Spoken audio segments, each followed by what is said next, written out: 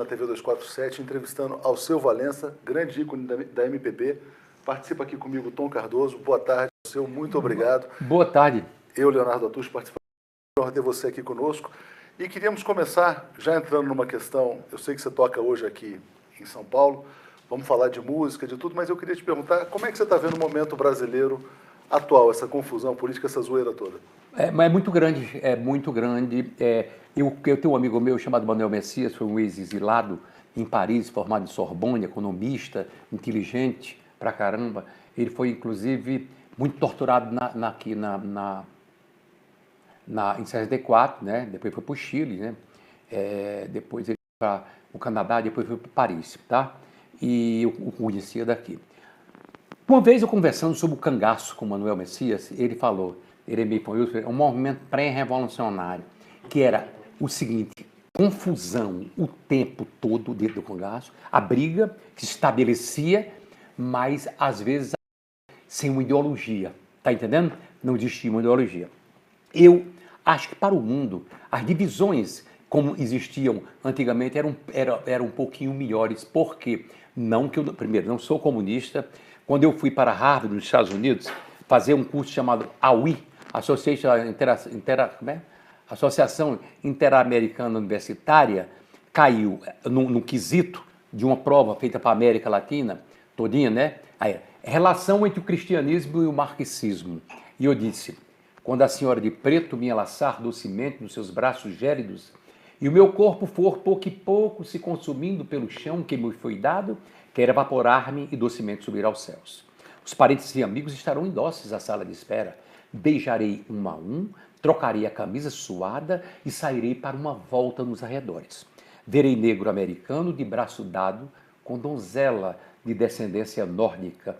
Verei árabes e judeus discutindo amigavelmente sobre a bolsa do Senhor. E depois de percorrer todas as dependências do paraíso, chamarei o chaveiro em particular e muito confidencialmente lhe confessarei: Pedro, meu velho, aqui tem dedo de Marx.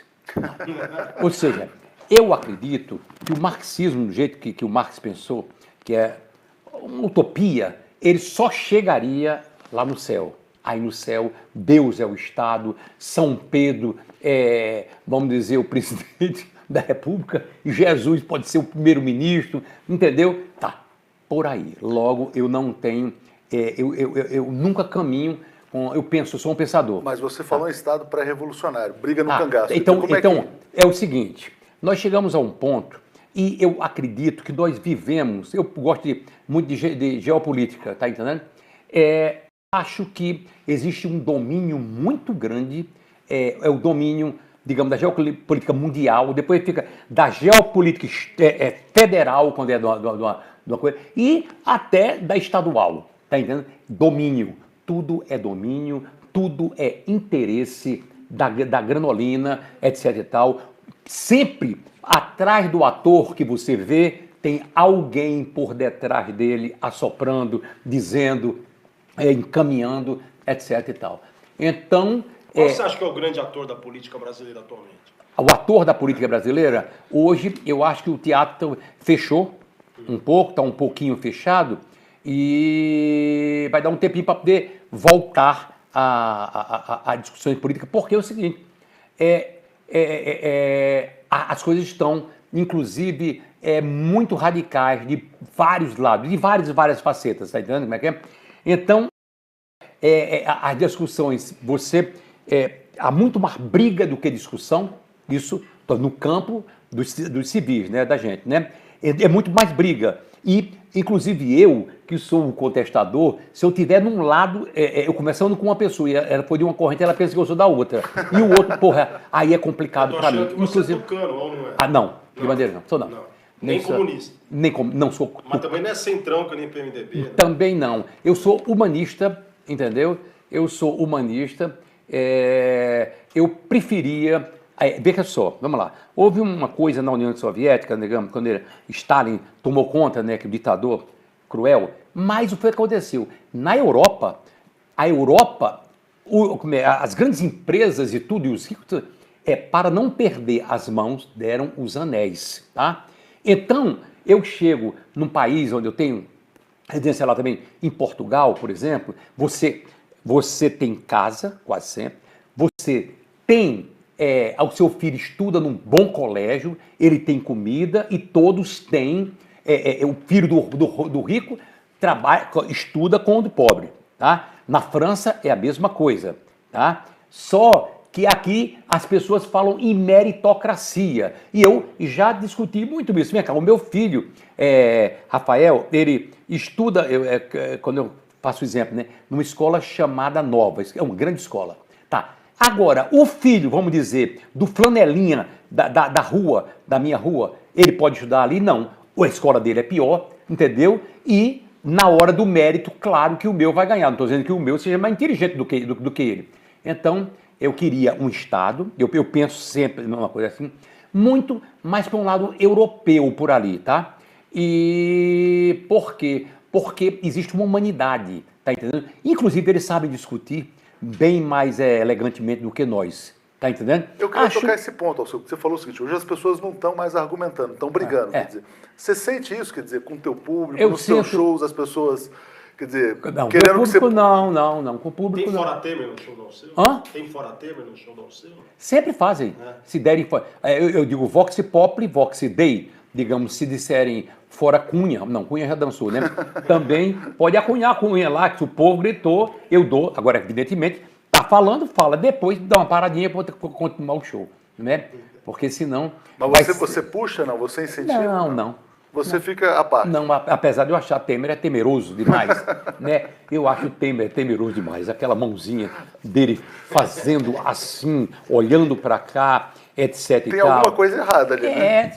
Aquele telefonema dali. Você acha que pode ter tido algum pacto para chegar ao poder assim? Quer dizer, porque todo mundo fala... Eu que pode ter. E acredito que pode ter por detrás dos panos, inclusive.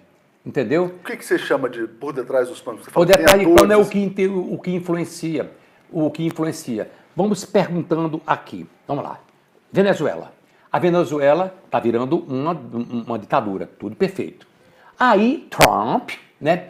Trump começa a dizer, a esculhambar com a Venezuela. Ele tem a razão. Nesse momento ele pode até ter. Por que ele não esculhamba com o Kuwait? Por que ele não esculhamba com Arábia Saudita, que são ditaduras? Aí são dois pesos, duas medidas? Que história é essa? Então, eu olho isso. Eu tenho uma Ou seja, aí você volta para a geopolítica, que você falou que é um tema que te interessa. Tudo geopolítica, tudo é essa questão. Vem cá, por exemplo, falava-se no Brasil em pré-sal. Aí eu via em tudo que é canto, noticiário, que o pré-sal não valia nenhuma, que era difícil prospecção. Tudo bem. Mas o Brasil está dando conta, está fazendo aí uma... Mas não, eu estou te colocando que agora você vai encontrar empresa estrangeira. Eu vou aqui em São Paulo, o Poço de Tupi, um poço, como é que chama-se? Um poço mesmo, vamos uma reserva em Tupi, reserva de petróleo. Então, vem navios ingleses para cá, pega o petróleo, não para nem em Santos para poder pagar um pouquinho. Chega lá, pega e leva. Bem, se fosse caro desta maneira, se fosse impossível, para que eles querem? Aí eu fico meio desconfiado. Vamos lá. Quando chega Obama, que disse que ia mudar a matriz, né, energética para o xisto, não foi? Isso. Né? Vem cá. Aí caiu a bolsa. A bolsa caiu. A bolsa não, digamos, o preço do petróleo caiu. Baixo, a bolsa tudo. Tá. Então, tudo isso tem, por detrás das coisas, tem. Eu vejo algumas coisas na tal da geopolítica, que eu penso muito, isso e há muito tempo que eu penso, porque eu sou desconfiado a vida toda. Por exemplo... Mas você acha que a Dilma caiu por causa disso? Caiu por causa do petróleo?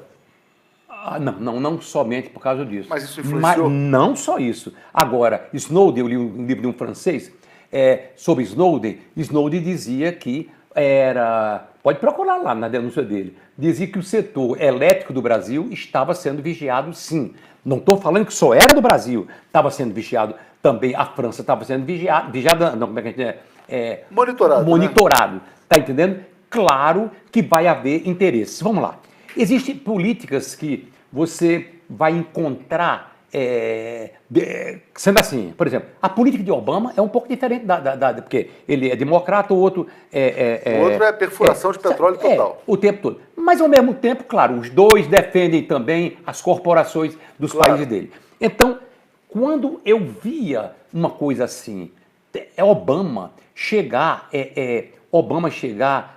em Cuba, então eu vi na televisão, né, as pessoas quase sempre com a voz quase sempre são espanhóis, né? Noite histórica, dia histórico. Obama chega em Cuba com Michelle. E aí eu perguntei, como está? Bem, aí o outro, daquele tempinho, né? Ele agora foram descansar no hotel, né? As duas meninas foram jantar. Aí a pessoa fala, gostaram? Gostaram, tá. Eu vejo umas coisas dessas aqui. Então, vamos ver, vamos lá. Eu não tenho partido, nunca tive partido, votei sempre em quem eu quis. Mas vem cá, teve uma hora que Lula foi lá em Cuba e botaram presidente brasileiro, não sei se era o presidente da legitimidade à ditadura cubana. Quando Obama foi, o presidente americano deu legitimidade à ditadura sangrenta cubana? Não saiu dessa maneira. Lógico. Foi um dia histórico. Então, o que é que acontece? Você acha que a imprensa é muito passional? Você que foi jornalista por Bem, alguns anos. a imprensa, ela agora vai tender na minha cabeça, bem, a imprensa de Chateau, por amor de Deus, né? Chateau era o achacador. Isso aqui tá. Então, a imprensa, você pode procurar dentro dos estados, assim, ela sempre está, evidentemente, ligada a uma corrente. Tem horas que é um partido, ou o outro, etc e tal, BBB, tá? Tudo bem.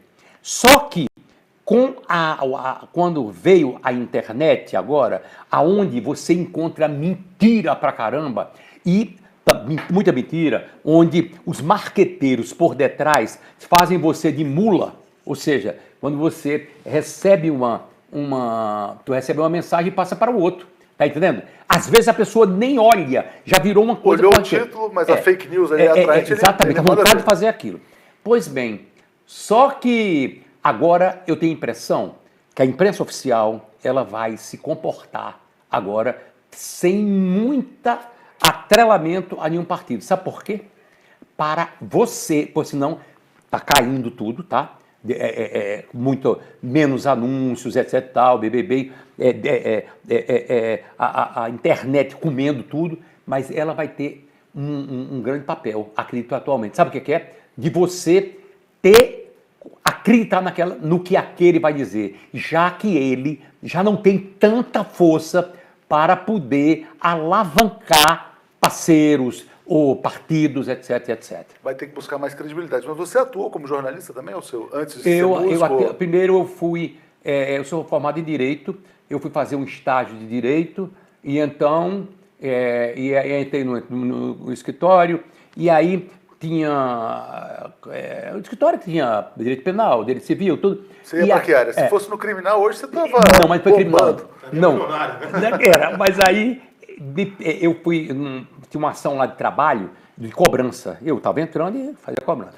Bem, quando eu tinha vindo de Harvard, estava com uma roupa d'água, assim, tinha todo chique, né? Vamos dizer, o cabelo grande era o único cabeludo? Era o único cabeludo, tinha lá, mas todo bonitão. E aí chega a minha namorada trabalhava lá também no escritório, chegou para mim e disse: meu amor, chegou o nosso primeiro cliente. Eu estava escrevendo. Ouve-se uma música fria, fina, distante, em eco, quase imperceptível. O ambiente é branco e a naftalina nauseante. Léo, o teto branco, o piso branco e a porta certamente concorda com o ambiente. Não se deve olhar para baixo. A moça caiu do arranha-céu quando olhava o formigueiro a seus pés. O casal de acrobatas que no alto, que na reta relegou experiência, não viam eles do chão. Por que não presumir a ouvidez do assoalho? Por ser vaga, a música deve ser quase nada a ser usada numa escala gráfica. Mas o ambiente é por demais branco para gráficos econômicos. A tarde é quente e os cobradores tomam café pequeno. A tarde é quente e o nosso clima ameno. A tarde é quente e a moça com um simples esfriado. A tarde é quente, o lenço é branco, onde marca de bordado. A tarde é quente que o sol é intenso, que a água incolor, que o incolor é branco, que o branco não é branco. Você não estava nem um pouco preocupado com o cliente. Não foi ainda não. É que eu me antecipei, isso foi antes. Aí a minha namorada disse: meu amor, chegou o primeiro cliente. Aí eu dei uma rodada, virei ao contrário, entendeu?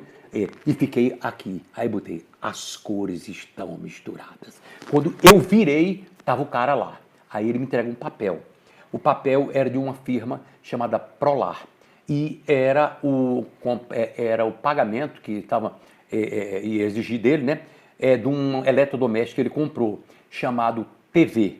Àquela época, não era todo mundo que tinha TV, e então ele comprou a prestação e quando ele mostrou para mim, eu digo, o senhor está devendo um televisor.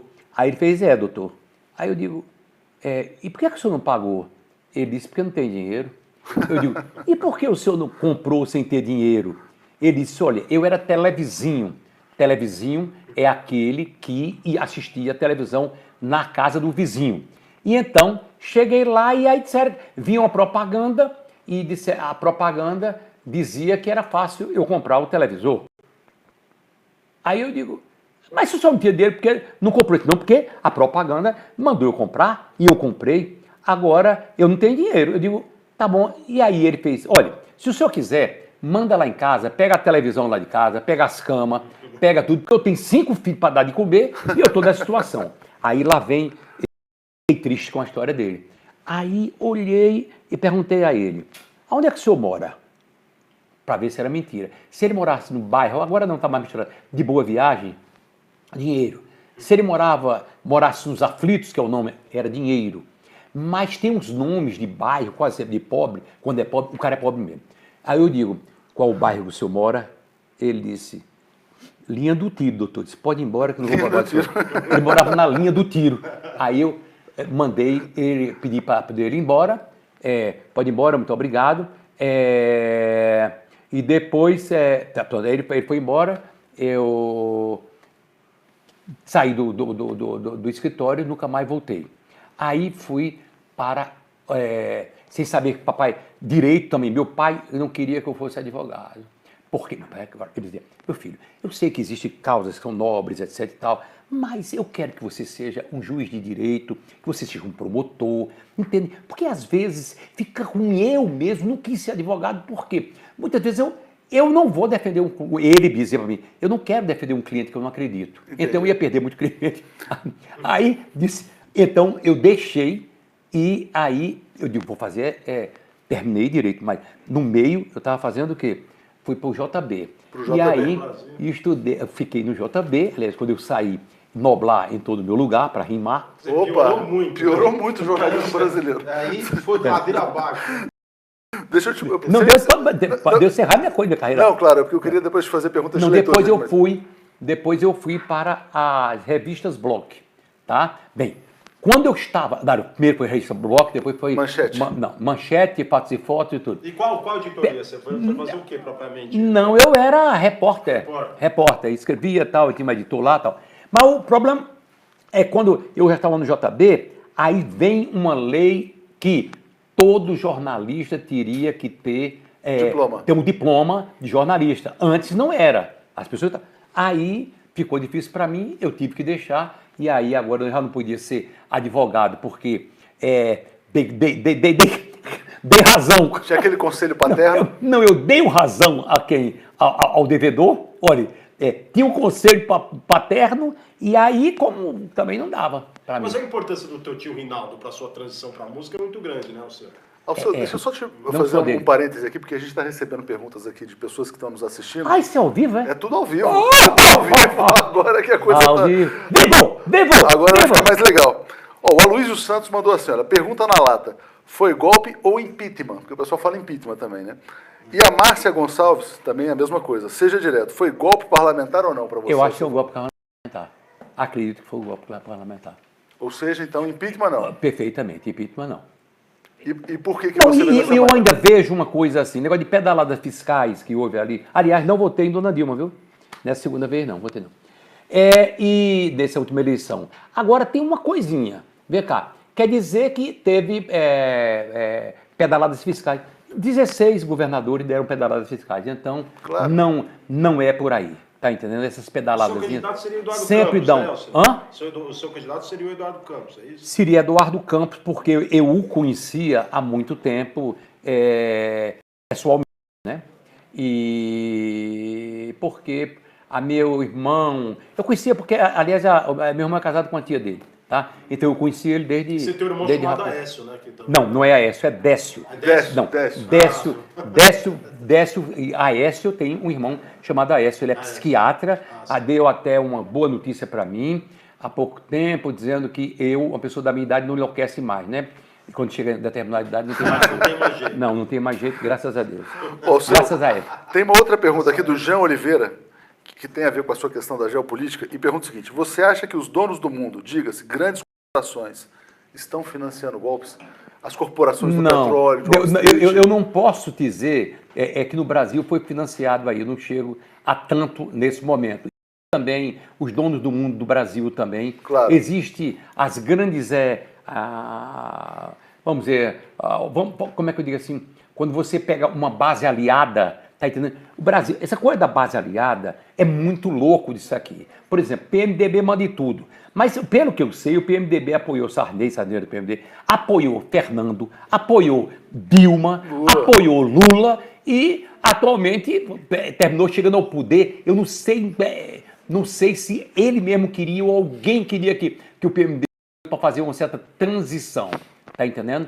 É por aí, tá? Agora, o dinheiro das grandes corporações internacionais, não. Agora, que elas estão de olho, estão de olho desde da época, vamos dizer, desde Cabral. Desde o pau-brasil. Desde o pau-brasil. Mas você chega na guerra, se você na Segunda Guerra Mundial, você veja como as coisas políticas mudam.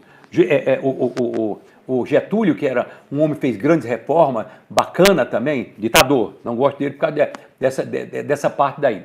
Mas o Getúlio, ele tinha uma tendênciazinha meio, como é o nome? Desenvolvimentista? Não, mas não é isso não, tendênciazinha meio, como é lá de Portugal?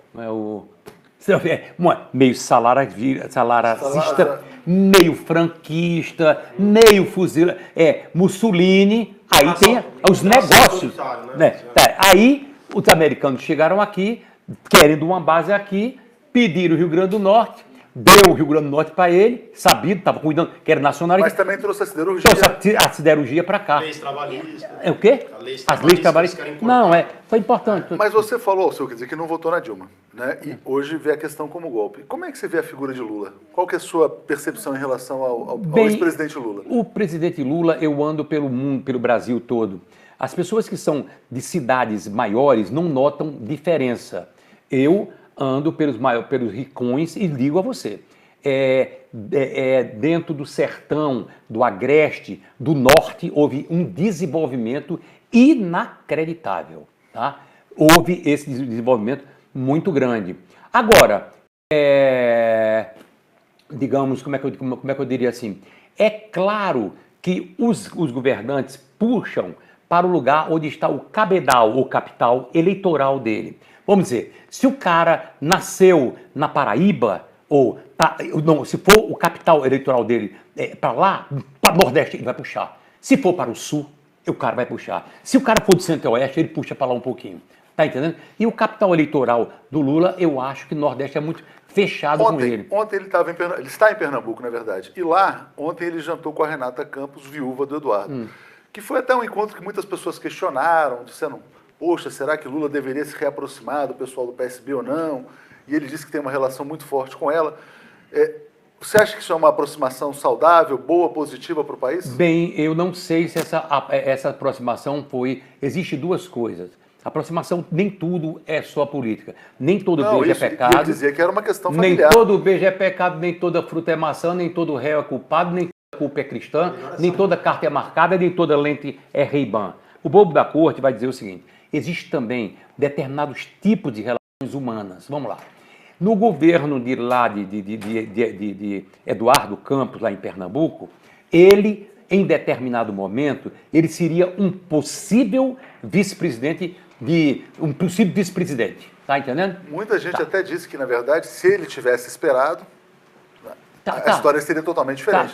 Mas o que é que acontece? Em determinado... E então travou-se muitas conversas ali. Então você conversa, você pode beber, você vai conhecer a pessoa mais conhecer pessoalmente. Mais pessoa do que político, do né? que político. Então tem essa outra história.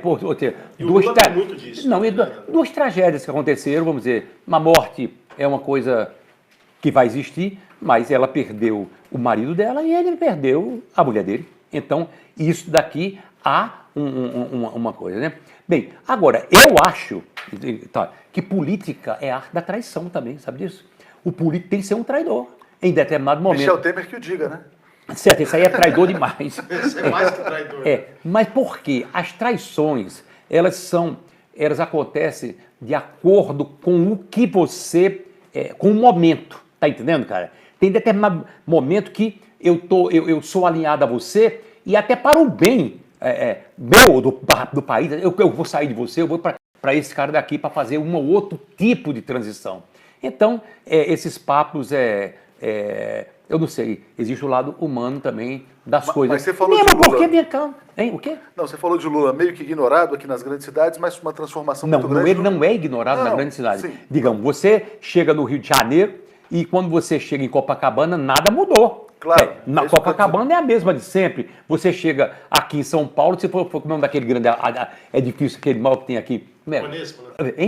O edifício Itália. Você chega no edifício, fica lá, não mudou nada. Agora, se você andar nos interiores do Brasil, você tem uma mudança, você vai, então, ver as cidades do sertão, e eu ando de Pernambuco, andei do sertão da Bahia, ando de carro, então eu conheço as estradas. E tem umas coisas muito loucas, né?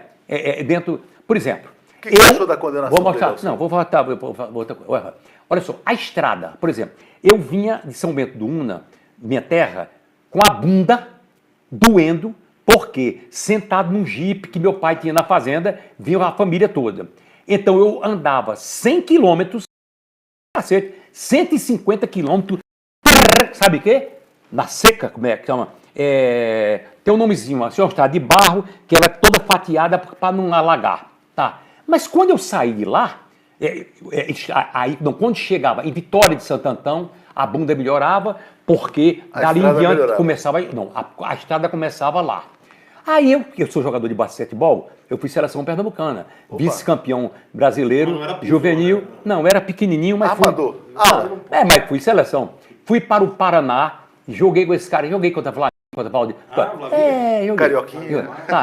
Eu sei, pequenininho assim, mas joguei. Aí fui para o Paraná para fazer Ponta Grossa. Ao chegar no Paraná, sabe o que aconteceu? Engraçado, a estrada era toda até Vila Velha, toda ela, como é o nome? Como é que eu diria? Toda ela asfaltada. Entendeu? Eu vejo essa coisa, o Nordeste melhorou muito. Agora, tudo isso também, ainda volta a falar, chama-se aonde eu devo, todos eles, investir para, vamos dizer, se eu for governador e quiser ser senador, não, aí não dá. Se eu for presidente, eu que depois posso querer ser governador, eu vou botar na minha terra mesmo. O pai foi prefeito, né? Ele foi um bom político, Alceu? Como que era? Não, meu pai não seria um bom político, ele não gostava de cochicho. E político também tem coisa tônica.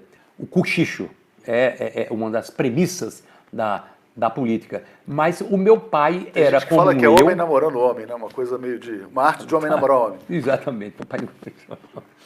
Sim, mas então o meu pai, ele não fechava a questão. Ele foi prefeito na cidade de São Bento do Una. Minha cidade tinha 5.000 habitantes. Minha cidade tinha 5 teatros. A minha cidade tem muito mais do que 30 escritores, tá? Era uma cidade muito cultural. Ainda tem teatro lá ou acabaram? Não, acabaram tudo. Agora ela cresceu, começou a dançar, né?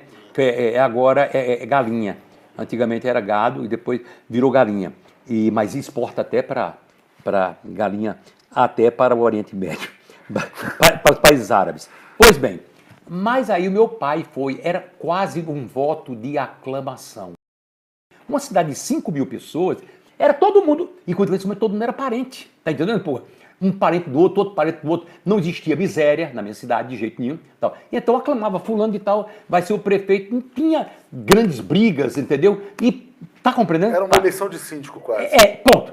Eleição de síndico. E aí o meu pai foi prefeito em São Bento do Una e depois colocaram ele, eram obrigados, entendeu? Aí me botou para ser deputado estadual. E ele foi constituinte em Pernambuco. Mas aí, quando meu pai vai como deputado, ele deixou, ele não concorreu a segunda vez, e ele confessava a mim. Olha, deixei a política porque eu não fecho questão. O que é fechar questão eu não vou seguir o que a maioria quer, ou seja, o meu partido quer, e da agora em diante eu acho que aquilo está tudo errado, a maioria do partido quer e eu vou seguir. Eu não sigo, eu sou sempre um perguntador. Minha coisa é essa. Veja só, eu votei em Brizola, fiz a campanha de Brizola, depois eu achava que o Lula não era preparado na época, e não era. Collor não quis votar em Collor, votei em Lula. Depois eu votei 2 vezes em Fernando Henrique Cardoso. Depois eu votei 2 vezes em Dilma. Depois eu votei 1 vez em Dilma e na última eu não votei. 2 vezes em Lula, na verdade. 2 vezes em Lula, 1 vez em Dilma. Perdão. 2 vezes em Lula e 1 vez em Dilma. A segunda eu não votei. A segunda foi o seguinte: eu estava viajando com a minha mulher, Ianê Montenegro. Eu estava vindo do Ceará, pronto, talvez por causa da bunda infantil que batia muito no jipe. E quando a gente veio do Ceará, eu acho, e veio numa estrada que foi construída pelo Exército, naquela época e tal, e a gente veio de lá construída naquela época, ou duplicada, não sei, quando chegou numa cidade chamada Goiânia, eu digo, desenvolvimento incrível que estava acontecendo lá. Fábrica da Fiat. Não só a fábrica da Fiat, muitas empresas. Aí eu peguei o celular, existia celular, né, e escrevi um roteiro. Um roteiro não, puta que pariu, para eu falar só. Corta aí. Não diz como cortar. Não tem corte. Eu perdi o quê? Como foi, porra? Eu tava falando o quê? Você estava falando que você passava em Goiânia, que você vinha... Você viu um roteiro? Não foi roteiro, não. Eu escrevi... Um diário? Não, uma carta. É uma carta em apoio ao Eduardo e pedi a Nena para entregar a ele. Bem, aí teve um determinado momento, que eu não gosto de bajulação nem coisa nenhuma, um cara que, não me lembro o nome dele, que era o marqueteiro da campanha dele, ligou para mim e... Edinho, o nome dele. Então, Edinho Silva, se eu não me engano. Pergunta a ele, então, não sei. Edinho, nunca coisa. Vi. Aí, Alceu, tudo bem? Eu digo, tudo bem.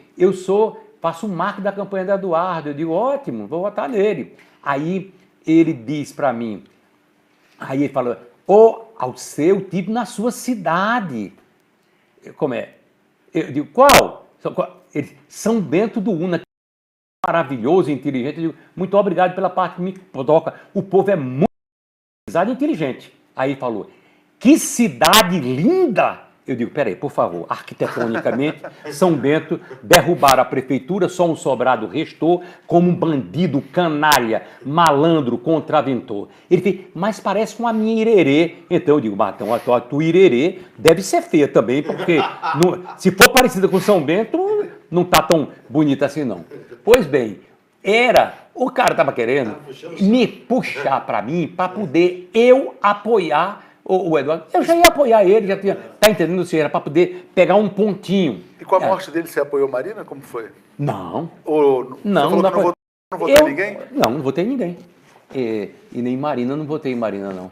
Eu acho Marina bem intencionada, mas não me... Você acha que Lula faz bem em querer voltar agora nesse momento? Não, aí o problema é dele, não é meu. Não, mas a sua opinião. Aí você vai perguntar ao povo brasileiro, inclusive a você. Você acha bem? Eu acho, mas enfim, mas aí a minha e opinião você, não o que importa. você acha? Acho bom. Exatamente. É o meu candidato. Mas vamos olhar, porque depende, meu querido, isso aqui depende um bocado de coisa. Não é aí. O tempo, tem tudo, né? Por exemplo, tinha um deputado que dizia, que fazia pilates comigo, deputado federal, e dizia que quando o Eduardo estava na campanha dele, entendeu? E que parecia que estava ligado a Aécio Neves, inclusive foi uma vez lá no carnaval, na minha casa com Aécio Neves, né? E que ele estava indo a uma casa, sabe? Numa praia, que era a casa dos Arrais, né? E lá, perto de Maragogi, conversar com o Eduardo. Ou seja, em política não se fecha portas. Tá entendendo? E eu acho que é por aí. Bem, eu fecharia, porque eu não sou político. Agora, que eu vejo que não se fecha a porta. Está entendendo? O que você acha da condenação dele? Como é que você acha? Você acompanhou esse processo? Achou correto? Eu acompanho as coisas e eu procuro ver. Eu não suporto a tal da teoria do domínio do fato. Não gosto disso. Pois é por quê? Eu sofri um trauma muito grande em São Bento do Una, quando era menino, porque eu era pequenininho e eu ia ver sempre os júris. Botavam nas minhas costas, na costa de alguém, aliás, no projeto arquitetônico feito pelo irmão do meu avô, lindo, a prefeitura era linda, que aliás um outro meu prefeito depois derrubou e fez um caixote horrível. Tá? Mas lá era o fórum, né? E eu via uma coisa e tinha um júri e tinha um cara que tinha matado o ceguinho, tá? O cara com a cabeça assim, matado. Eu olhei pro cara e eu achei que aquele cara, pequenininho, mas achei que aquele cara não era ruim, não.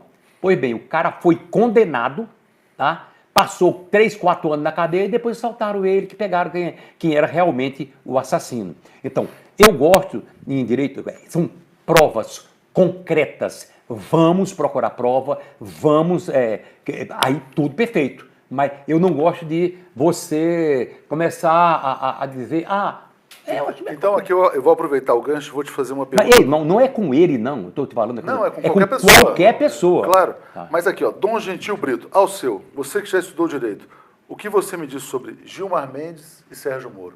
A sua opinião sobre esses dois juízes? Bem, o Gilmar Mendes tem a boca assim. E o Sérgio Moro tem a cara assim. Essa é a sua opinião.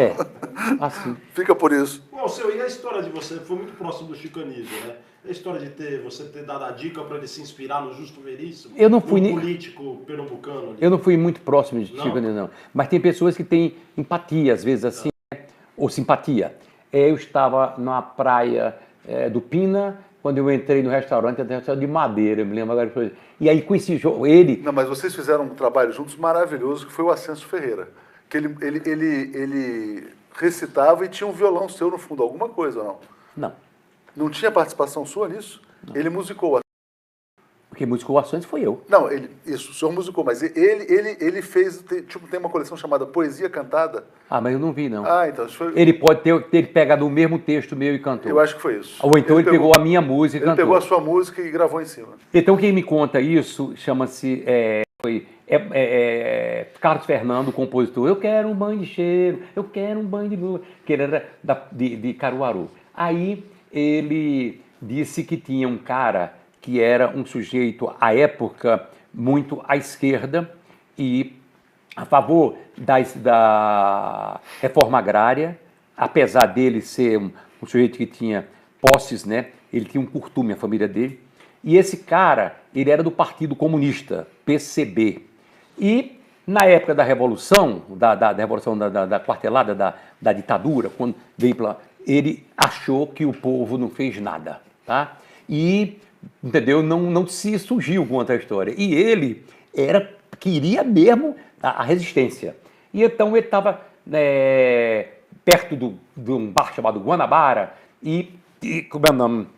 Coisando o sapato, engraxando o sapato. Quando chega um menino, um esmolé, e veio para ele para pedir dinheiro. Disse que ele era uma pessoa mão aberta, dava para todo mundo dinheiro, os pobres, sabe? O cara, muito... Mas de repente, quando foi chegando, ele disse, pode ir embora, sai de perto de mim. Ele disse, vocês não fizeram foi porra nenhuma, entendeu? Traíram até vocês mesmo, a classe de vocês mesmo. Vai embora.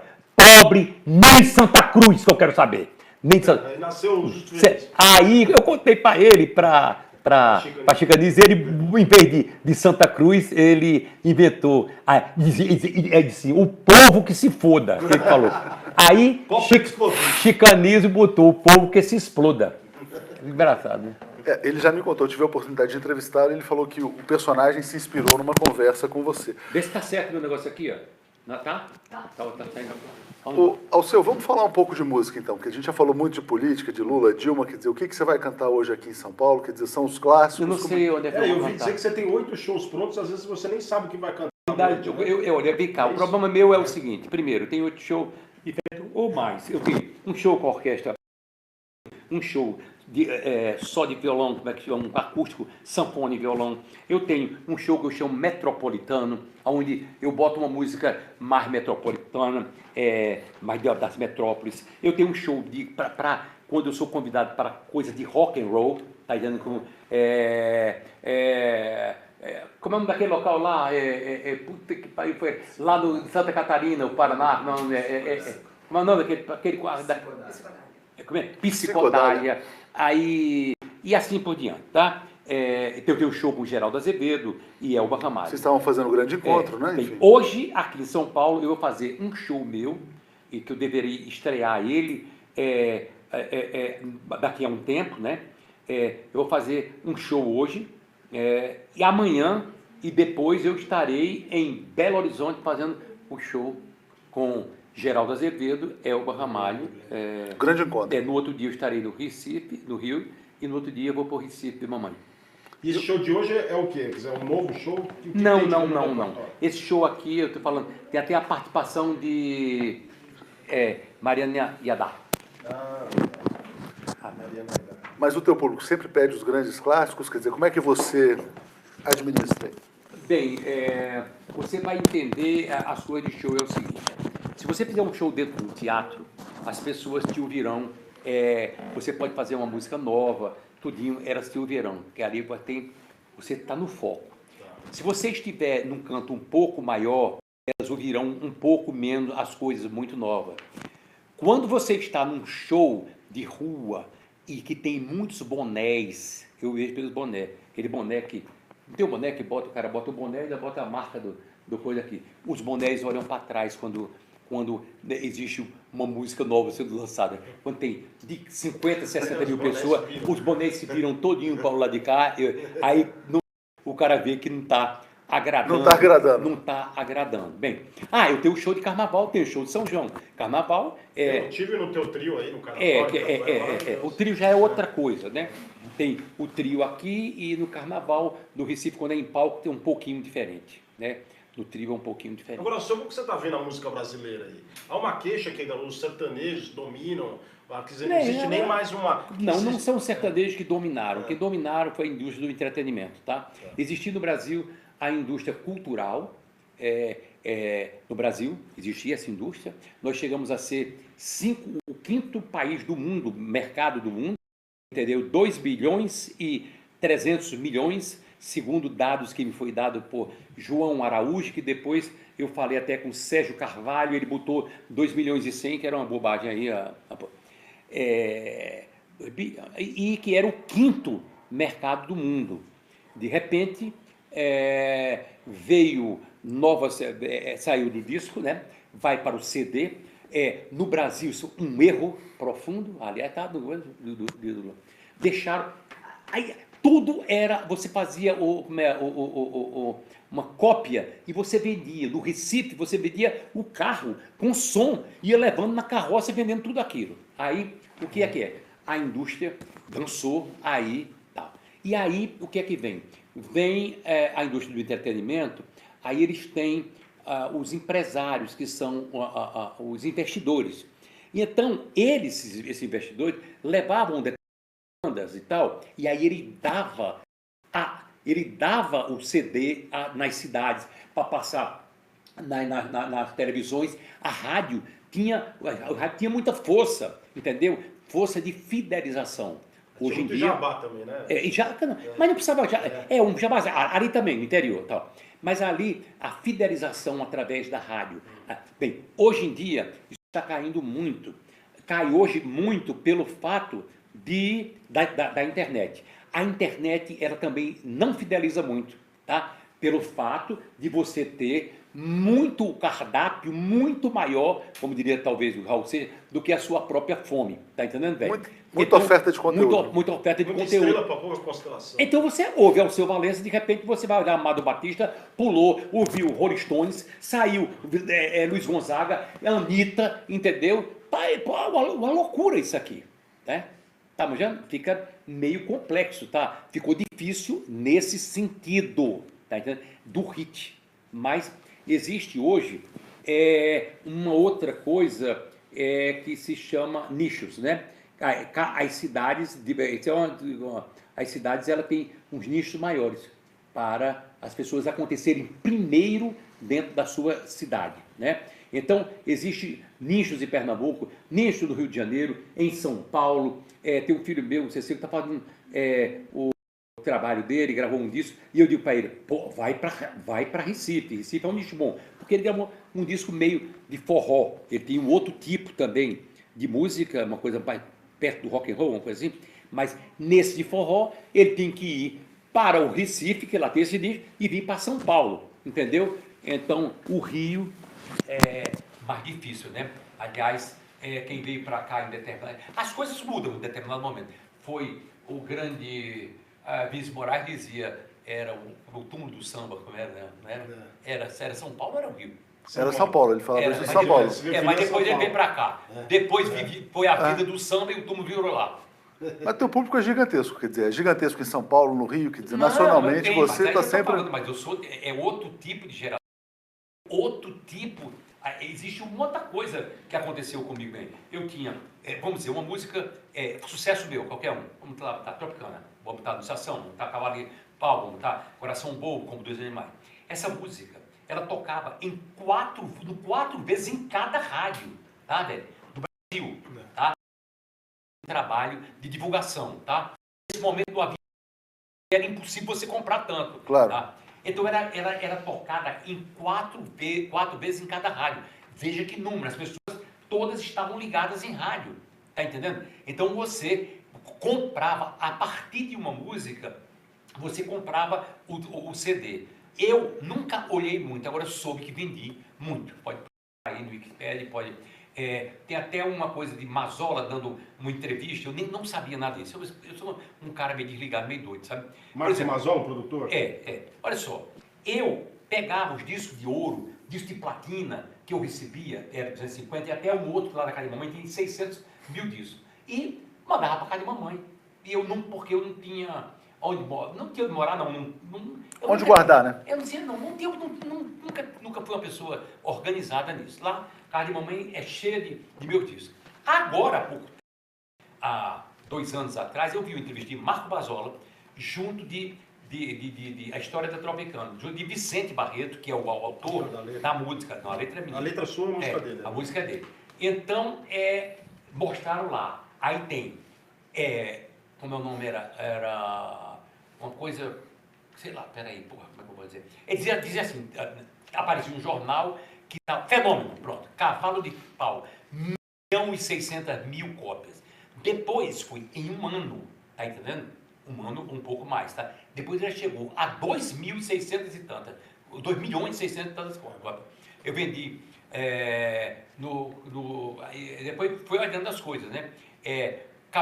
Coração Bobo, 150. E Estação da Luz, não, 5 sentidos, 150 mil, 250 mil. Essa outra, 1 milhão, 2 milhões e 600, mas não foi no período de um ano. Um ano deve ser 1 milhão e 600. Aí eles já queriam um outro disco. Como eu estava com música, fiz um disco chamado Anjo Avesso, mais de 1 milhão. Depois do Anjo Avesso, eu fui para para a Holanda, chamado por um tal de Cor Van Dyke. O Brasil estava explodindo na Europa, entendeu? Era a maior divulgação do país, era a música popular brasileira, aquela que tem raiz, aquela que é diferencial. Você, para poder vender um país, você tem que ser diferente, entendeu? Você tem que mostrar as suas praias, se fosse o caso, você mostrar o roteiro que você vai fazer, você mostrar aqui no Brasil, por exemplo, você teria que mostrar o que as nossas reservas ambientais, tudo isso aqui. Mas pegando esse gancho ao seu... Peraí, mas tem que ter, sabe o quê? A trilha sonora. Claro. Mas uma trilha sonora de Brasil, com isso que eu ia te perguntar. Deus, né? Você acha aí vira tudo igual. Você acha que o Brasil cuida bem da música brasileira? Não. Isso que eu te pergunto, porque assim, não era uma coisa para ser ensinada até nas escolas, como patrimônio imaterial, cultural do Brasil? Exatamente. Existe uma coisa, a falta de filosofia, de conceito, tá entendendo? Tudo é e tudo não é, entendeu? Às vezes começa a ficar problemático, tá entendendo? Por exemplo, era, como é, tem um conceitozinho engraçado, era música, como é? Multicultural. Bem, o multiculturalismo, peraí, multiculturalismo, ele existe, ele sempre existiu, inclusive o Brasil é um país multicultural. Aí tinha um cara muito bacana, aliás, da prefeitura do Recife, meu amigo ele, tal, gente boa, do PT, ele não conseguia entender o que eu estava dizendo.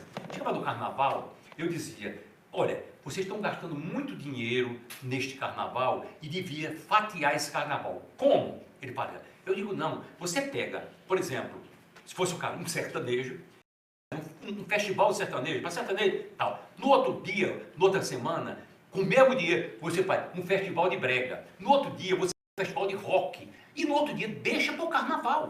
Aí, não misturava. Aí ele ficava na plateia, que era meu fã, quando voltava, dizia, ao seu povo está gostando com muito teu show, não foi? Não estou falando de mim, não, estou falando em função do país, tá? Entende o que eu estou falando? A gente é aberto, tem que abrir agora. A gente tem que existir uma coisa que tenha a ver, que seja singular, no mínimo singular. Se você fazer umas perguntas aqui, por exemplo, o reggae é uma música do Japão? Aparentemente não, é da Jamaica, mas... Não, ela pode ser tocada no Japão. O tango é uma música da Alemanha? Naturalmente não, da Argentina. O samba é uma música do Canadá? Naturalmente não. Então eu digo assim, a cultura do Brasil, vamos dizer, teria que ser priorizado o diferencial brasileiro. O que é diferencial é frevo, é choro, é samba, é maracatu, é tudo o que começou aqui, que pode vir a se expandir e lá. Nova entra nisso aí? A bossa nova é um mistozinho, viu? Já é um mistozinho, mas que tem, mas cuja melodia é muito samba. A bossa nova, bateria, né? O Milton Banana. Mas olha o que acontece. A bossa nova, aquela foi muito mais a harmonia. Aí é outra coisa, sabe? As pessoas que trabalhavam bossa nova, conheciam jazz e também conhecia muita harmonia. Tocava piano, como Tom Jobim, tocava violão, etc. Então, ali é uma coisa que é uma pitada. Eu tenho uma música minha que diz assim, me chamam cobra, eu ando atrás de veneno para te envenenar. Me chamam cobra, cascavel, sou João Grilo, menino traquino, que grilo te dá? Ai, Cantão de Fogo, vira mundo, Malazarte, sou o riso e o desastre do meu Brasil popular. Macunaíma, maquinando uma artimanha, engolindo o Homem-Aranha, menino, que grilo dá? Por quê? Porque eu dizer, é para te envenenar. Meu repente é brasileiro.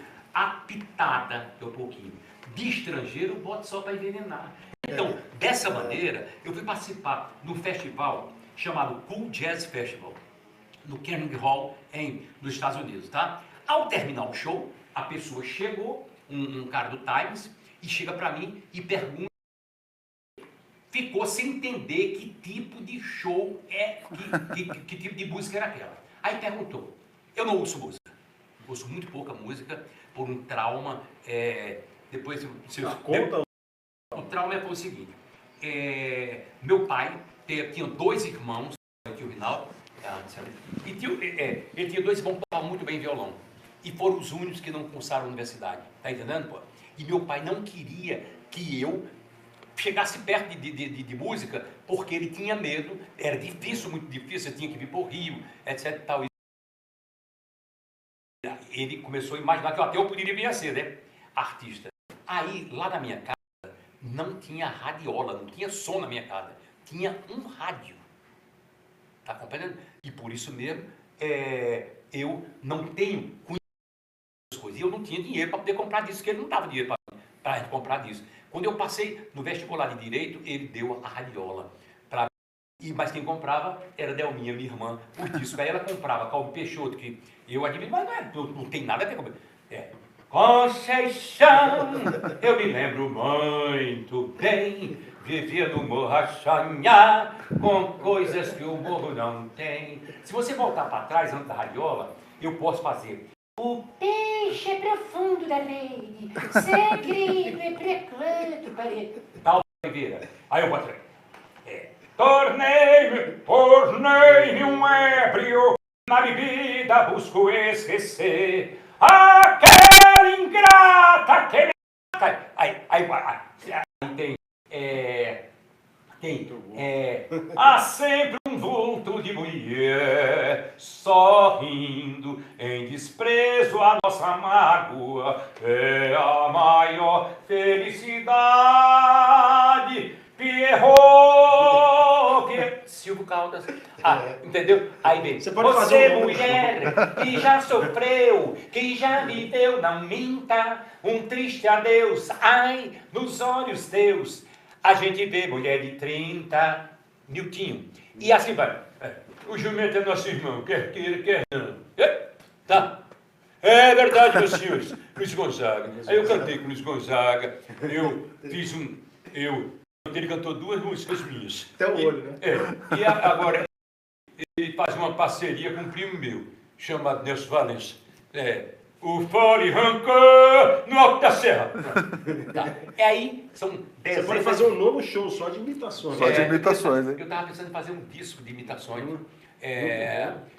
Você imita todo mundo? Imita Belchior, Fagner, se precisar? Não, pessoas da minha idade, não. Eu não imito, inclusive, porque eu não ouvi assim. Deixa eu explicar.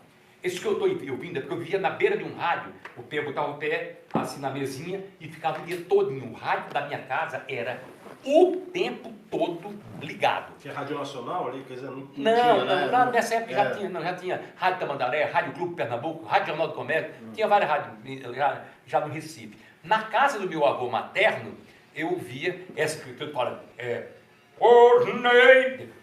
tornei-me um ébrio, na bebida busco esquecer. Ela ingrata que me amava e que me abandonou. Tá. É Vicente Celestino, isso? É Vicente Celestino. Então o vovozinho via e ele botava, eu ficava olhando para a radiola e eu pensava que era um macaco, aquele negocinho que botava assim, eu achava aquela, como é o nome? O que? Costura, como é que chama-se costura? Agulha! Agulha. A agulha. Eu via aí. Bem, na minha família, como você quer saber, eu tenho muita coisa musical. Meu avô, vovozinho, tocava bandolim, tio Nô tocava violino, tia Nanô tocava piano. O meu avô paterno, parte do meu pai, papai é parente da minha mãe. O paterno, ele tocava viola, tocava violão, ele lia violão, tá, também, e tocava bombardino, tá? E aí, muita gente tocando. Nesse momento era uma verdadeira loucura. Tinha até, uma cidade dessa, tinha uma orquestra chamada Banda Santa Cecília. Quando eu tinha uns 7, 8, 10 anos, 8 anos, claro que era, porque eu não participei, eu inventei de tocar clarinete. Eu fui na Banda Santa Cecília, mas não tive saco não, para poder aprender a coisa, para poder ler, cair fora. Conta pra gente do grande encontro, quer dizer, como nasceu, por que vocês voltaram a se reunir, quer dizer, porque é um encontro de grande sucesso, vamos dizer assim. O grande encontro é o seguinte, o grande encontro começou com Geraldo Azevedo e Zé Ramalho, parece que era chamado dueto, tá?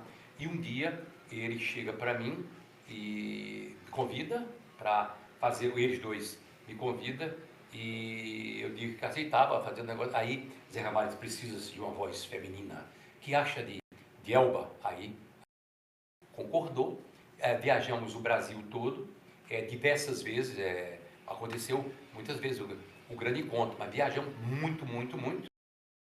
Ultimamente voltou, não sei há quanto tempo, há um ano, mas o grande encontro ele continua, mas a gente vai fazendo coisas da gente também. Por exemplo, estou fazendo meu show, hoje São Paulo é meu show, amanhã em Minas Gerais o show do grande encontro, depois eu vou fazer uma turnê pelo Brasil, já está marcado aí, chamado Anjo de Fogo. Eu sou como o vento que vai à cidade, você me conhece, não pode ver. Presente de grego, cavalo de Troia, cobra, jiboia, saci, perê. Um anjo de fogo endemoniado, que vai ao cinema, comete pecado, que bebe cerveja e cospe no chão. Um anjo caolho olhou os dois lados, dormiu no presente, sonhou no passado, olhou para o futuro e disse, não. Você quer parar o tempo? O tempo não tem parada. Eu marco o tempo na base da embolada, da rima bem ritmada, do pandeiro e do dançar. O tempo não tem fim, não tem começo, mesmo pensado ao avesso, não se pode mensurar. Buraco negro, a existência do nada, nobis fora, nada, nada, por isso nos causa medo. Tempo é segredo, Senhor, de rugas e marcas e das horas abstratas, quando paro para pensar. Estou montado no futuro indicativo, já não corro mais perigo, nada tenho a declarar. Terno de vidro, costurada, parafuso, papagaio do futuro, não para raio no ar. Eu vomito, fumaçada de gasolina, olha que eu vomito, se é fumaçada de gasolina. Quem sabe, olha, quem sabe, quem não sabe sobra, cobra caminho sem ter direção. Que sabe a cabra das barbas do bode. A ave voa sem ser avião. Alceu Valença compôs essa canção em 1972, prevendo a crise do petróleo que só viria a acontecer no ano de 1974. Então, Alceu conhece um pouco dessa loucura do que está por detrás, do detrás, do detrás, do detrás. Pois bem. Grande, eu sou filósofo. Muito de Jackson no Pandeiro, né? Também. Não, essa aqui é porque esta música eu gravei com Jackson Pandeiro, é minha música. Eu defendi do Festival Internacional da Canção com o grande Jackson do Pandeiro, que eu conhecia através da... A imagem meu do tronco do Jurema foi um sinal bem triste e morena. Fiquei a imaginar, será que é nosso amor, morena, que vai se acabar? Você bem sabe que eu conhecia ele, foi engraçado. A gente foi na casa dele, cara, eu e Geraldo Azevedo, mas eu era cabeludo, mais que agora eu estou com o cabelo mais ralo, um pouco melhor do que o seu, né? Obrigado. Mas aí... eu chego lá, quando eu chego lá, Geraldinho também, cabeludo, ele não suportava a Jovem Guarda, ele dizia, a Jovem Guarda, um bando de música que não tem nada a ver, e que fica tirando o desemprego dos músicos daqui, do que tem as horas do músico. Todo mundo aí tocando, dois acordes, não sabe tocar. E eu fui na casa dele para o convidar para participar do Festival Internacional da Canção. Ao chegar lá, eu chego com o Geraldo, aí veio Quinda, o irmão dele, e olhou a gente, saiu, não tinha um jardinzinho, olhando de baixo para cima assim, como, quem são vocês? Aí, eu disse, olha, nós queríamos falar com o Jackson Pandeiro, ele disse, um momento. Aí foi lá. Quando entramos, estava Jackson com a mulher pintando a unha dele, e ele com um pé dentro de uma bacia. Aí ele, o que é que vocês querem? Olhou logo para a gente também. Eu digo, Jackson, a gente queria convidá-lo para você participar da gente com a música do Festival Internacional da Canção. Aí ele perguntou, mas qual é a música? Aí eu digo, qual música? Ele diz, mas que tipo de música? Eu digo, o Papai do Futuro. Aí eu estou perguntando qual é o tipo de música, qual o gênero de música. Eu digo, estou montado no futuro indicativo. Aí ele veio, Quinta, vai chamar minha irmã, que era vizinha, que encontramos aqui dois cabelos que não são cabas safados, não, de Jovem Guarda. Achou que era um rockzinho, né? Entendeu? Aí depois... E Luiz Gonzaga, alguma boa história?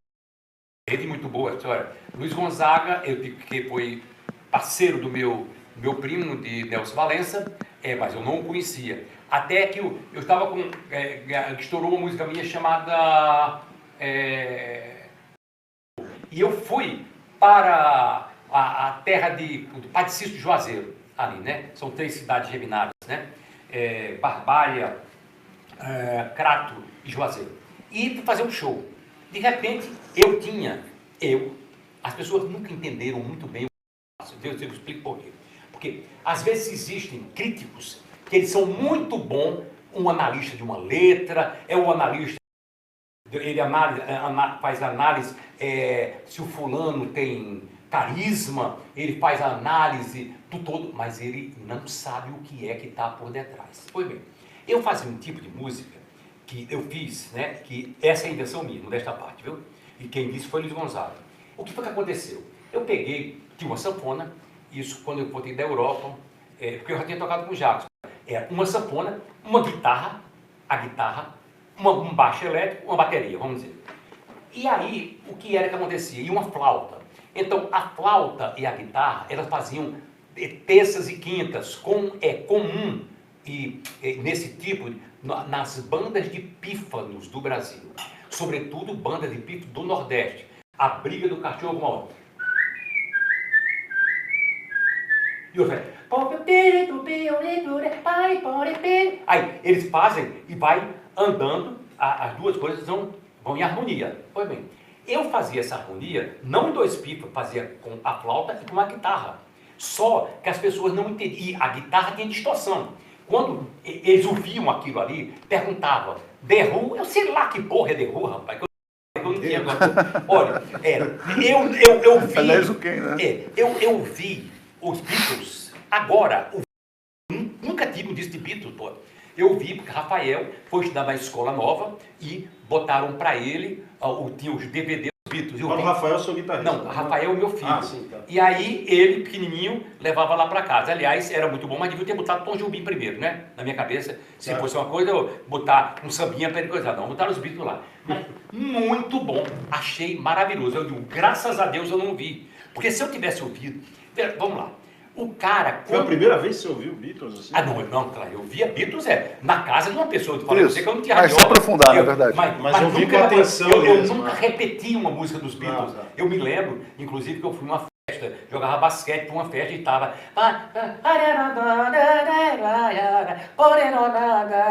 Eu me lembro que chegou lá na minha rua dos Palmares, morava 253, em Pernambuco, no Recife, e lá tinha o São João. Todo mundo no São João. De repente chegou um cara do Amazonas chamado Paulo e botaram uma radiola da casa dele, né, que era da onde a irmã dele morava, ele foi irmão, e aí ele pegou a namorada, botava pra cá, levava pra cá, acabava.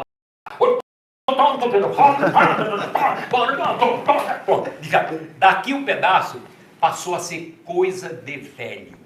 Tá entendendo? Era tudo que era música brasileira era coisa de velho. Isso acontece. Vamos lá. O blues é velho ou é novo? Quando foi que o blues foi inventado? Robert Johnson antes? Então, isso chama-se domínio cultural. Tá entendendo? Eu ando olhando, eu sempre sou contestador. Eu gosto, por exemplo, eu quero ir para a França. Teve um determinado momento que acabou tudo. Isso na década de 80, acabou tudo. As empresas ligavam diretamente para o dono do rádio e diziam: eu quero, isso aqui do fora, viu? Eu quero, toca isso, toca aquilo. Eu quero 1000 inserções durante o ano. E aí ele botava o que ele queria, tá entendendo? Bem, e muitas vezes ficava quase sempre em coisas americanas, em gravadoras americanas. Por quê? Porque elas os lançamentos ficavam baratos. Já lançado o disco, já tinha ganho o disco, o dinheiro todinho, agora só é para comprar o outro, tal. Pois bem. E eu vendo a Europa, peguei o restinho da Europa cantando, os chansonniers, etc. Eu morei, né, em Paris. Pois bem, de repente, cara, eu andando em Paris, quando eu entrando numa loja, tá, aí eu perguntei, madame, j'ai a New York City. Ela, eu falei, eu estou em New York. Ele falou, não, está em Paris. Eu digo, je ne comprends pas. Tá, você chega hoje em tudo que é canto, você só tem tum e uma coisa em inglês. Por quê?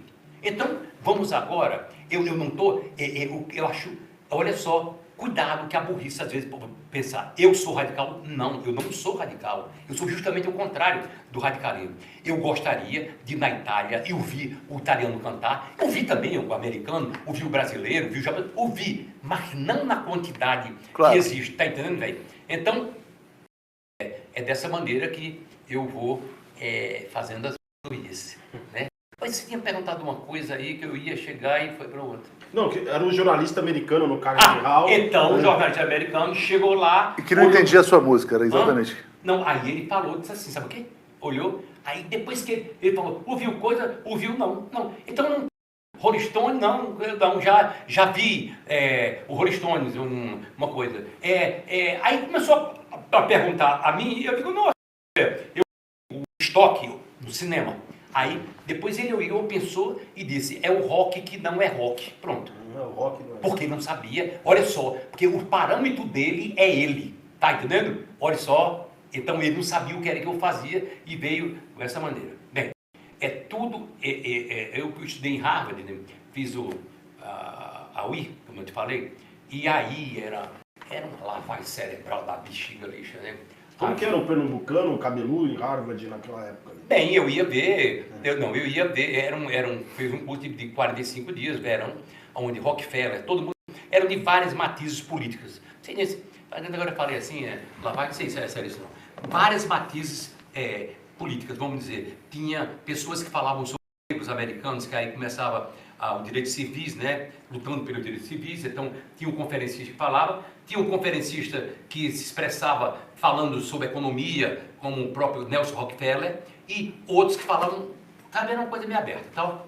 E eu via aquilo, saía para, depois dali, na tarde, quando eu saía, e ia para onde? Para a praça em Boston, onde tinha hip pra caramba, e o hip tocando, eu pegava meu violão, não pensava nem em ser músico, tocava, ficava tocando, aí eu tocava música responsável, que aqui na minha rua dos Palmares, como eu te falei, diziam que era coisa de velho, e o hip endoidavam, parecia que recebiam uma pomba gira, um santo. Um santo. Até que um dia aparece um cara e pergunta quem eu sou. Eu digo, o que é que eu faço? Eu digo, não, estou aí na universidade. Aí ele pergunta a mim, o que você é músico? É cantor? Eu digo, sou. Aí ele perguntou a mim, qual tipo de música você faz? Eu digo, eu sou do Brasil, o Brasil vive. Eu já estava compondo alguma coisa, sabe? Mas não queria ser cantor ainda não. Aí eu digo, eu faço músicas contra um regime ditatorial que tem no Brasil. Bem, aí ele sai, em Fall River, é o nome, o jornal de Fall River. Minha irmã tem lá, tem tudo lá em casa. Aí tem, outro dia, Alceu Valença, de Bob Dylan, como é? Brasília, Bob Dylan. Mais uma vez usando eles como referencial, né? Mais uma vez, Brasília, Bob Dylan, The Protest Song, pronto, botou. Porque, aí eu não acho, eu fico assim, né, velho? Eu não sou melhor do que ninguém, agora pior também não devo ser. Por exemplo, pergunta aqui, Bob Dylan com aquela voz dentro dessa maneira. Mas chama o Zé Ramalho de Bob Dylan brasileiro. Ou Belchior também. Também tem gente. Mas aí, não sei se tem alguma. Eles têm que ouvir um pouquinho. Eles ouviram mais. O Zé Ramalho até faz um show com Bob Dylan, de canções de Bob Dylan. Coisa também. Porque quando o Belchior começou, ele dizia, pai na cabeceira. Muito lindo. É hora do almoço. Minha irmã mais nova, é hora do almoço. Depois ele, rapaz, cantinho americano. Aí ele, Bob Dylan. Também. Isso não estou dizendo que é uma... Não tem mérito, mérito. Mérito não. Eu não Bob Dylanei e não fiz porque eu não ouvi. E pronto, para mim foi bom, porque fiquei... Alceu Valença para sempre. Então, perguntava... depois fui para um festival de jazz. Eu sou chatinho, né? Assim, festival de... Montreux? Não. Jazz foi 5, 6, 7 vezes lá, em Montreux. Mas não, Neon Folk Festival. Então, tinha uma menina que foi minha namorada e que ela assumiu, eu fui para a Europa com um cara que queria me lançar na Europa. E o problema é que eu não tinha dinheiro, nem ele tinha. E o pouquinho que eu levei, eu levei para lá, ia se acabar logo. Então eu nem ia fazer carreira, o Pedro não fazer carreira e não ia acontecer. Não acontecer nada, né, velho? E então, de repente, ela pediu para poder vender meu show. Disse assim, eu vou fazer sua coisa. Foi lá, falou o Claude Nobres, lá do Montreux, que você está falando, e o Claude Nobres viu o disco, disse que estava fechado. Aí ela foi no Neon Folk Festival. E ao chegar lá, ela foi recebida com um aval de Claude Nobres. Pô. Aí o cara vai e ela diz que queria botar o artista dela. Aí o cara disse, artista? Mas quem é o seu artista? Aí ela, mostrou o meu desespero cristalino e o outro, e o vivo. Aí, quem é esse aqui? Não tem, né? Ela fez, mas para o maior artista do mundo, não está fechado. Sabe o que a Marta falou? Que ela era muito pretensiosa e que ela... pode ser pretensiosa. Agora ele dá uma chance de tão pretensiosa que ela era. E abriu a oportunidade. A oportunidade era o seguinte, ela procurar em toda, ele deu o número dos telefones dos caras, vamos dizer, da América, da Inglaterra, que participaram do negócio, e disse uma parte de 5 minutos para cada um. Se ela fizesse os 40, ela me dava. Então, a gente conseguiu. Muito aí eu vou lá, e tinha uma tal de Nazaré Pereira, Nazaré Pereira, que era brasileira, e que abriu antes de mim, depois era eu, depois Jean País. Também não tinha escutado. Não tinha escutado, entendeu? A tal da Jean País. Então, eu estava lá ensaiando, afinando o violão, eu me lembro até daqueles carros aquela coisa, trole, como sai puxando, né? Então, na frente do Le Mans, do lago. Aí, eu lá, e Paulinho coisando coisa, a gente aqui, por aqui, chega o sujeito da televisão e pergunta, o que é que você acha de cantar depois de Jean Baezio? Eu digo, não, aí Paulinho depois falou para mim, é a mulher de Bob Dylan. Aí eu digo, assim, quem é esse? Mais Bob Dylan, mais perseguindo. Aí, assim, ele disse, o que é que você acha de cantar depois da mulher? Ele mesmo disse, da mulher de Bob Dylan. Eu digo, não acho nada. Ele, como? Eu digo, o senhor pergunta, não tem senso? Nonsense? Por quê? Eu digo, por quê? Ela vai cantar o dela, eu vou cantar o meu. Aí ele falou, mas o problema como é que ela canta o dela e eu faço o meu show. Isso é nonsense. Aí ele, o quê? Eu digo, vai perguntar a ela o que é que ela acha de cantar depois de um cantor desconhecido, chamado Alceu Valença. Pois bem, lá vai eu agora, entro, saio Nazaré Perreira do palco, só que ela passou o tempo dela e comeu o meu, tá? Não foi por maldade, acredito que não tenha sido maldade. Mas, rapaz, quando chegou, que eu botei a primeira música, entrei na segunda, cortaram meu som. Foi o chefe do festival, do backstage, né? Aí o cara chega para quando ele fechou, eu digo, não saio. Fiquei... Aí desligaram o microfone e eu fiquei lá. Aí o cara fez, aí a gente começou. Aí, os dois. Foi bem. Só que seguraram tal coisa. Voltei, depois fui para aí depois eu vim com uma grande discussão que eu fiz. Eu comecei a fazer uma boa carreira na Europa, como eu estou falando, porque culminou estava em Nice, aí, e de repente fomos novamente para o Union Folk Festival. Só que o que aconteceu é que eu levei uma queda.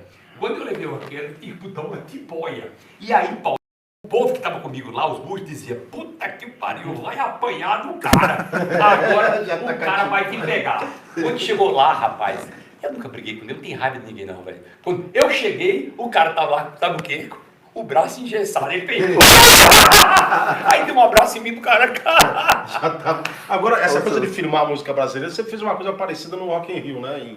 De fechar o Rock in Rio depois que eles maltratavam os músicos brasileiros. Não, não foi maltratar o músico brasileiro, não. Mas eles faziam isso, não dava equipamento, não tinha estrutura. Não, a questão não foi. A minha não foi essa aí, não. A questão foi assim: eu ia participar do Rock in Rio. O Rock in Rio tinha um palco. Nesse momento não existia mesa digital. Então você tinha que escrever tudinho o que era que ia passar e fotografar. Botava um gizinho ali onde ele ficava um músico, o outro onde ele ficava onde ficava como é que eu diria, o equipamento, o que é aqui para tocar, a guitarra tem um amplificador. O palco era desse tamanho, era todo meu, o palco, meu e dos outros. Só que o Prince, que aliás eu conheci no festival internacional, nesse festival, Folk Song. O Prince chegou, eu vim uma semana antes, que eu estava passando um tempo em Pernambuco, com um grupo de músicos de Pernambuco. Chega aqui, todos eram de Pernambuco. Cheguei aqui, entendeu? A gente ficou em hotel, eles ficaram, né? Tudo pago por a gente, e passamos dias esperando pelo festival.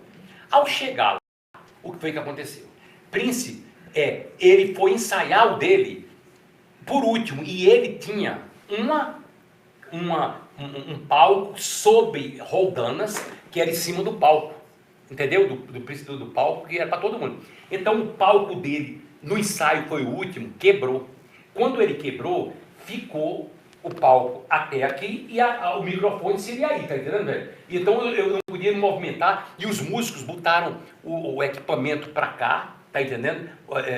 Tá até gravado isso aqui, pode ver, tá até na internet.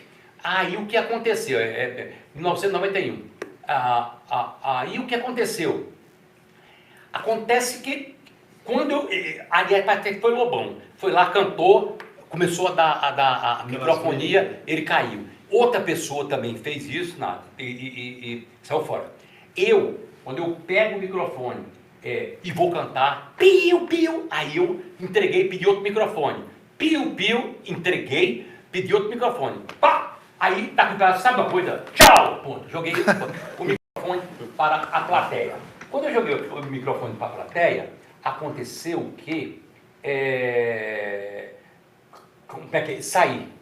Ao chegar do backstage, lá fora, onde estava a imprensa reunida, estava Dodge Sirena. Dodge Sirena ele tinha feito uns shows comigo no Rio Grande do Sul, depois virou empresário de Roberto Carlos.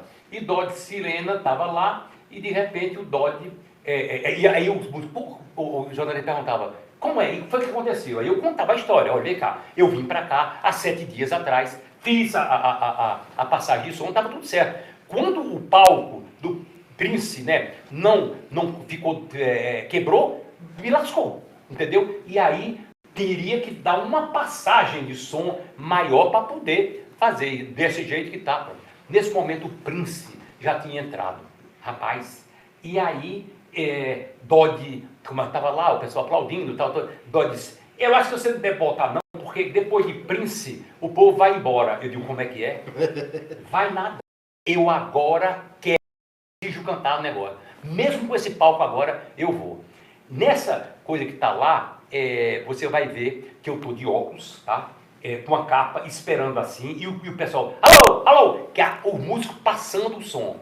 Aí a gente fez o show. Só que depois do show, todo mundo, foi uma loucura, entendeu?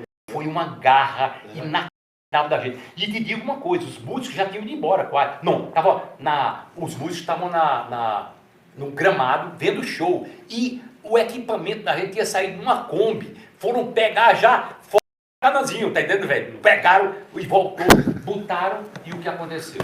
Depois o que aconteceu é bom que você, não sei qual não sei se foi em qual jornal, mas diz assim, depois do Rock in Rio, do besta aqui, as fronteiras acabaram. Já leu isso aí já? Acabaram as fronteiras e tal e coisa, e não existe mais superioridade nem coisa. Pois bem, sou derrubador de fronteira. Ô, Seu, eu sei que você tem um show hoje à noite, queria te agradecer muito aí pelas histórias que você contou. Rapaz, eu estava olhando o tempo todo de aí para cá. Não, mas era isso mesmo. Não, eu estava olhando para cá e para meu nome a coluna. Ele soltou, e se puder cantar ali algo que vai cantar no show de hoje, seria ótimo também. Hoje? De hoje. Ou um grande sucesso, La Belle de Jour, Tropicana, Coração Bobo. Não manda só um alô. Por quê? Não, é só pra gente se despedir. Então, Metal, um abraço pra você. Vocês querem cantar comigo? Então, não. Eu lembro da moça bonita da praia de Boa Viagem.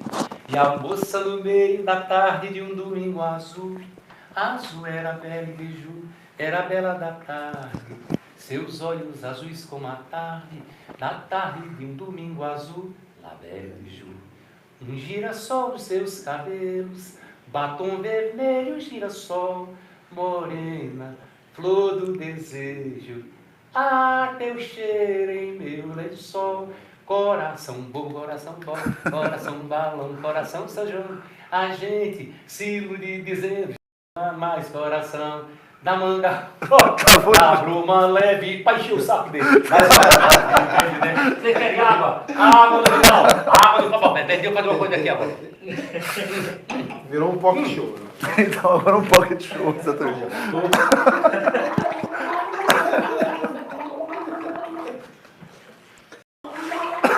Uma coisa meio evento Pascal, música com gargarejo.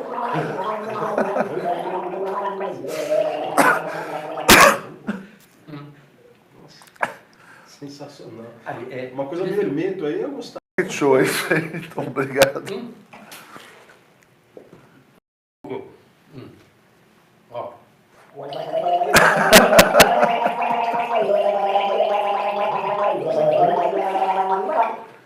Asa branca. Com água, asa branca. Sabe o que tá bacana? Passei pelo Nordeste agora. Nordeste tá água, que só a gota será lá. Muita água. Muita chuva? Muita chuva. Muita chuva. Que bom, né? Eu até fiz uma brincadeira. E a transposição também, né? Eu estava em Portugal, e então eu saí para poder caminhar em Lisboa, que eu ando 10 mil passos por dia, todo dia. Opa, eu 10 mil também, a passos. gente conta no relógio aqui. E aí eu comecei andando lá pelo Rio das Farinhas, depois fui lá para a Mouraria, de repente uma chuva daquelas pontiagudas, daquelas chuvas fortes, daquelas chuvas de trovão, daquelas chuvas são-bentense, que faltava sempre, sempre seco, mas quando vinha chuva era uma loucura e ela me pegou. E aí ela foi me pegando, e eu correndo, e a chuva atrás de mim, e eu correndo, e ela atrás de mim, até que eu me perdi na Mouraria e não sabia como voltar para o castelo, que é lá que a gente mora lá. Aí eu entro numa coisa, chinês só porra, não tô dentro. Aí quando eu entrei, o quê? Uma chinesa. Uma vendinha, né? Aí eu pergunto, senhora, como é que eu faço? Como é que eu faço para ir para o castelo? Aí eu não entendi. Né? Aí de repente eu encontro um casal que vinha apaixonado, desse que anda com o guarda-chuva, entendeu? Uma moça aqui, e até eles até me deram uma guaritazinha para eu entrar no guarda-chuva, até para poder agarrar. Ele disse, é a primeira vez que eles estavam se agarrando, daí queria ser mais apertadinho, tal coisa, cara, entra aqui. Não, aí eu, não, ele vai por aqui, vai por ali, vai para lá, papapá. E eu saio andando, e eu comecei a pensar na minha terra de São Bento, e aí eu comecei a pensar que eu era o pastor Vavá. Meus irmãos! Aí eu fiquei pensando nisso aqui. Eu digo que essa chuva lisboeta, não está precisando de chuva aqui. Isso deve ir embora para o Atlântico. E aí eu parei numa barquinha e disse, vai-te embora, vai para São Bento, vai chover na minha terra, vai-te embora, chove chuva, vai embora, vá, que São Bento está precisando, o açude doutor está precisando, o açude velho está precisando, Haroldo vai ficar alegre, minha comadre vai ficar alegre, Tébio, Gevaldo, todo mundo vai ficar alegre lá, vai-te embora. Entendeu? Escrevi, mandei para ele, sabe o que aconteceu? 2 dias depois choveu. Pastor Vavá aí. Aí agora eu posso também fazer essa coisa hídrica, né? O pastor hídrico, né? Ou seja, onde tiver faltando chuva... É só chamar o seu. Você vai me chamar. E aí Você faz o gargarejo de asa branca. Alceu, muito obrigado. Obrigado. Espero aí ter outras oportunidades com você. Bom show hoje à noite. Sucesso. Obrigado, Tom. Muito obrigado, foi muito bom. Falei mais do que amar. Bom demais. Falei demais. Não, um prazer.